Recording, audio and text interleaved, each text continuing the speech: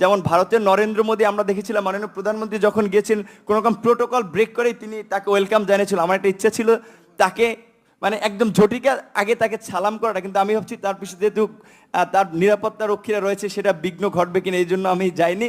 আমি একটু মাননীয় প্রধানমন্ত্রী আপনাকে একটু, যেহেতু আমার মা নাই, আমি বলেছি আমার সেই মাতৃত্বের ছায়াটা আমি দুজনের ব্যক্তির মধ্যে খুঁজে পেয়েছি, সেটা আমার শিক্ষিকা এবং হচ্ছে আপনি। আমি একটু আপনাকে সালাম করতে চাই।